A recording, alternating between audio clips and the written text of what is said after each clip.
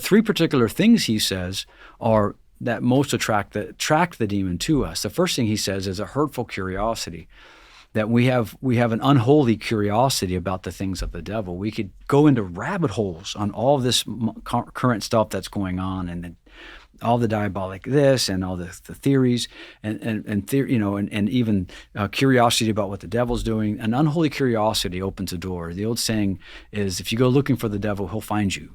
So we have to just be very within our state in life, within the work that we do, our own vocation, but not falling too much into curiosity. The opposite, St. Thomas says, is studiosity, right? Right research according to the right study, the application of the intellect according to one's state in life.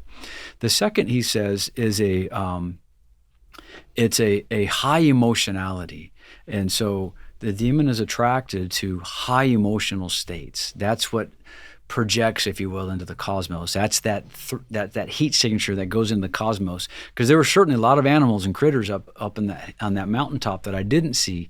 I saw the ones that were exposed. There were other ones that had more. They were masked behind bushes, behind trees, or whatever. Back in your elk example. Back in my elk example, right, yeah, my elk hunt last weekend. But the ones that I saw were exposed, and they projected a heat because they were big enough. I mean, I'm not going to see a rabbit from 300 yards, but I'll see an elk because it's a 600-pound creature. So did you shoot at it? I wasn't the shooter, but my friend got one. Yeah, I helped him pack it out, and I'm glad I stayed in shape. Yeah. Right.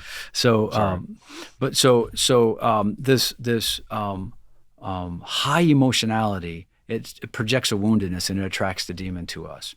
And the third thing he says is habitual sin, basically, attachments, habitual sin, sins and vices, things that we repeatedly do. That attracts them. And when those are seen as pattern breaks, things that are inconsistent, any thought, word, or deed that is inconsistent with the indelible mark of baptism, that's a pattern break. All right, I lost track. Is this Augustine or Aquinas? Saint Augustine. Okay. And so there's three principal ways that the enemy. Yeah, list those again because they were kind of spread out. I love this. Yeah, the first one is a hurtful curiosity. This is how the devil gets you. Yeah, what attracts him to us. Attracts him to us, okay. Yeah. Hey guys, did you know that the Conor Gallagher Show is also on Spotify and Apple Podcast? Be sure to go over there and give us a follow. Thanks so much. Now back to the episode. So first is an unhealthy curiosity. Yeah, unhealthy curiosity. I forget the word, the translation of the Latin, but it's basically a high emotionality, right? A real high emotional attachment. That's the second one. The second one. Emotional attachment to just anything? Really anything. Just high emotionality, a lack of constancy. High emotionality. Yeah. And then finally, the habitual behavior, pattern habitual sins, basically. Sins and attachment devices. He's watching those patterns, right? Yeah. I mean, I was thinking about it. We were on the hunt. Another Augustine principle is what's called the analogy of being, that all creation, all being somehow is analogous and points us to the creator of all being, right? Yes. And so the way you hunt elk is you have the shooter. We're talking bow hunting here. We're not talking about reaching out from 300 yards with a high octane mag. I mean, a high round. 300 yards with a bow? No. We're not talking 300. We're not with a bow. You're talking. You got to bring him in within 30 yards, 35 right? yards. Like, no more than 50. 300 yards. And 35 yards isn't very much. I mean, it's not a lot. But you got to be that close with a bow. You got to be that close with a bow because it's just. You just don't have. It's just not. The technology doesn't suffice. Yeah, 300 yards. That would be like the Spartans, like. Yeah, unless you're William Wallace, and you know what I mean. The ancient times. Yeah. So you have the shooter hides, and kind of conceals himself with lanes, right? So he's got shooting lanes here, and you know what I mean. And they're coming from here, and then the hunter calls. He's the shooter. The caller hides in the back another 20, 30 yards back. Everything is dependent on scent because you have to be very careful with your scent because if the wind shifts and if they get a scent of you, they're gone. But he calls and he bugles. So he's got two calls. He's got one call which is the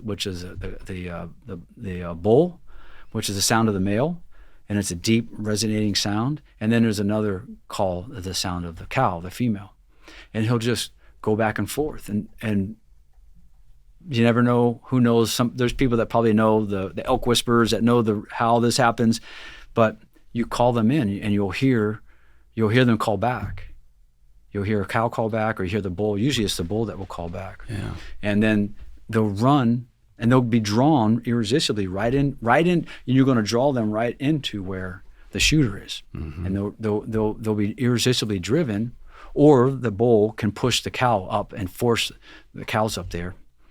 And they'll run right into the shooter before they even realize what happens. The shooter's got a shot off. Yeah. And the enemy works the same way. And if we know that as predator hunters, right?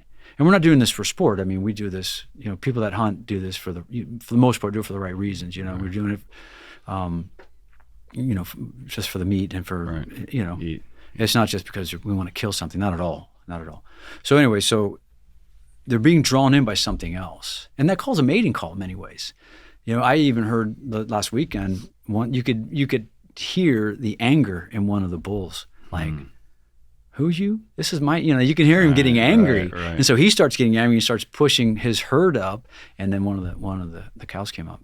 Wow. So the enemy, if we know how to do that, if we figured out the enemy's a much better hunter than we are. Yeah, you're talking about a creature far superior to us that doesn't sleep, that has been around from the beginning. The Bonaventure and Thomas and others, that when God separated the light from the darkness is when, because we remember the day 2 of creation, in day 2 of creation, God separates light from the darkness, but it isn't until day 4 that we have the sun, the moon, and the stars. How do you note the days and nights without the sun and the moon, with light and darkness? And so the Father's point to this is when God created the angels and separated the good angels from the bad angels. The one that said,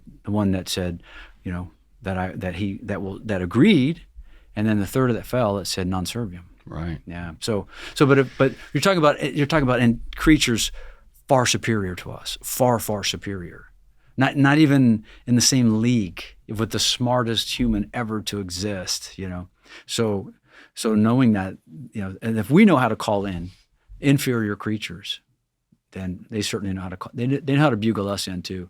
And so Saint Augustine gives us those 3 things as particular that we have to watch out for. And a big one that's most common, in case, bringing it back to the issue that we're talking about here, it's that high emotionality, right? The high emotionality of the one experiencing gender dysphoria. It's high emotionality. And then you combine high emotionality, curiosity. What do they always say?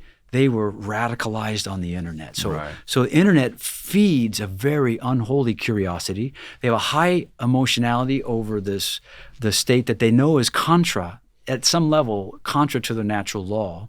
And then they have the habituation of vice. So you combine that with a radical pornographization of our culture, and then the absolute filth. We're not talking about Sports Illustrated swimsuit edition. You're talking about some of the most vile things that can be put out on the internet is now out there.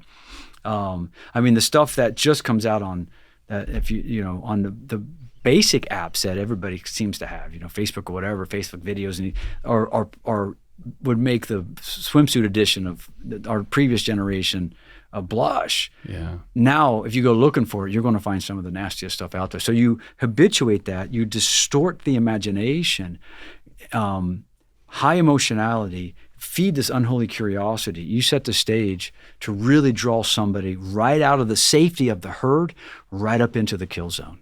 Yes. That's how he works.